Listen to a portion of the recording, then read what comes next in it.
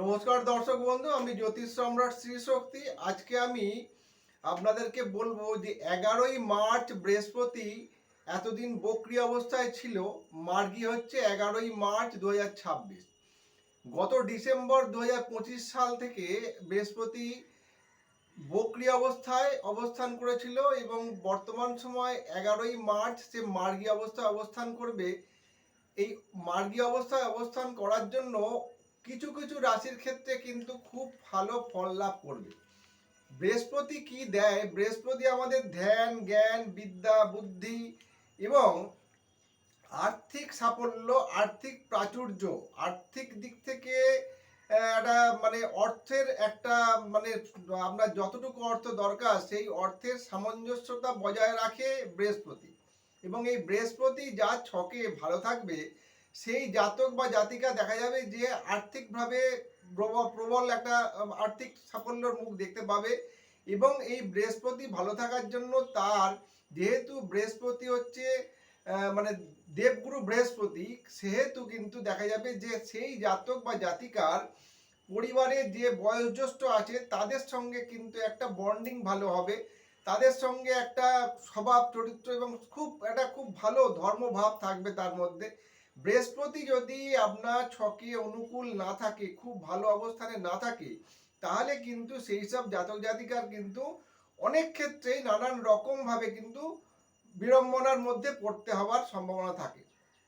এবারে এই বৃহস্পতি যেহেতু 11ই মার্চ আমাদের মার্গী অবস্থায় অবস্থান করবে, এই মার্গী অবস্থায় পুনর্বসু নক্ষত্রে অবস্থান করছে। এই মার্গী অবস্থায় পুনর্বসু নক্ষত্রে অবস্থান করার জন্য কিছু কিছু রাশির কিন্তু খুব ভালো ফল লাভ করতে সক্ষম হবে। যেমন প্রথমেই আসি মেষ রাশির ক্ষেত্রে। তাহলে মেষ রাশির হচ্ছে আপনার নবমপতি হচ্ছে বৃহস্পতি, তাহলে ভাগ্যপতি বৃহস্পতি। এই ভাগ্যপতি বৃহস্পতি যখন মার্গী অবস্থায় মিথুন রাশিতে অবস্থান করছে, তাহলে আপনার ধর্মভাব যে একটা মানে কম ছিল, এই ধর্মভাবটা বৃদ্ধি পাবে।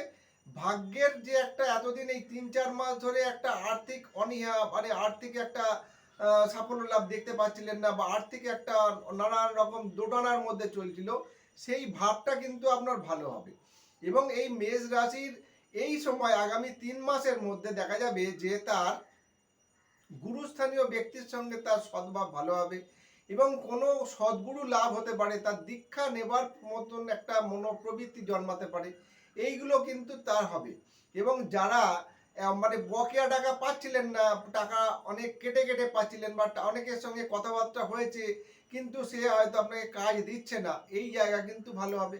যারা কর্মের সঙ্গে যুক্ত আছেন তাদের ক্ষেত্রে দেখা যাবে যে কর্মের উচ্চ পদস্থ ব্যক্তির সঙ্গে আপনার হয়তো মতবিরোধ চলছিল, মতবিরোধ হওয়ার জন্য আপনার হয়তো পজিশন ঠিক মতন পাচ্ছিলেন না, বা আপনার হয়তো প্রমোশন হচ্ছিল না, বা অনেকে যারা ছোটোখাটো চাকরি করে তারা হয়তো দেখবেন যে অনেক সময় মাইনে পেতে অসুবিধা হচ্ছিল, টাকা ঠিক মতন পাচ্ছিলেন না।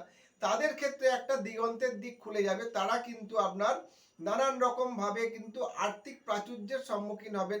অর্থ উন্নতির একটা জায়গা বা আর্থিক অর্থ হাতে আসবে। অর্থ এতদিন যে হাতে আসছিল না, বা যেটুকু আসছিল যৎকিঞ্চিৎ, সেইটুকু কিন্তু আপনি জমাতে পারছিলেন না। এইবারে কিন্তু এই 11ই মার্চ থেকে আপনার কিন্তু এই জায়গাটা অনেকটা ভালো হবে। এবারে আসছি আমি মিথুন রাশির ক্ষেত্রে। মিথুন রাশির ক্ষেত্রে বলবো, মিথুন রাশির রাশিতেই বসে রয়েছে পুনর্বসু নক্ষত্রে আপনার বৃহস্পতি।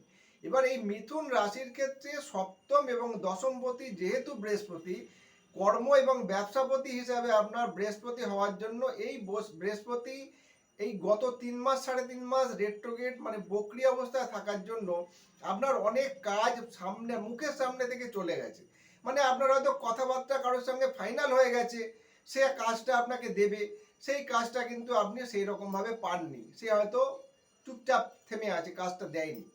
এইবারে যে সময়টা আপনার কাছে শুরু হলো এই 11ই মার্চ থেকে, এবার কিন্তু আপনার নতুন নতুন কাজের দিগন্ত খুলে যাবে এবং নতুন নতুন অফার আপনি পাবেন। কাজের কিন্তু খুব একটা প্রেসার থাকবে এবং আপনারা যারা ব্যবসার চিন্তা ভাবনা করছিলেন তারা কিন্তু নতুন ব্যবসায় কিন্তু লঙ্গি করতে পারেন, ব্যবসায় ইনভেস্ট করার মতন একটা টাইম আসবে, বা নতুন কোনো ব্যবসার যোগাযোগ আসবে। আদার সাইডের থেকেও কিন্তু কোনো রকম ব্যবসার কোনো যোগাযোগ আসবে। এবারে এইখানে বলার কর্তব্য যে মিথুন রাশিতে কিন্তু আপনার যাদের আদ্রা নক্ষত্রে 6 নম্বর আদ্রা নক্ষত্রে জন্ম, তাদের ক্ষেত্রে দেখা যাচ্ছে যে আপনার নবতারা চক্র যদি বিচার করেন, নবতারা চক্রে কিন্তু আপনার এই পুনর্বসু নক্ষত্রটা হচ্ছে সম্পদ নক্ষত্র।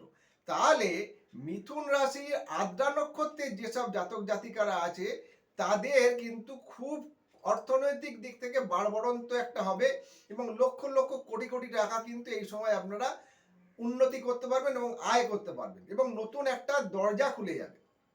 এতদিন যাদের এই মিথুন রাশির যেসব মানে পুনর্বসু, মৃগশিরা এবং আদ্রা এই নক্ষত্র যে রয়েছে, এই নক্ষত্রে জাতক জাতিকাদের যে এত অসুবিধা হচ্ছিল, সেই অসুবিধার জায়গাটা কিন্তু আস্তে আস্তে ঠিক হবে।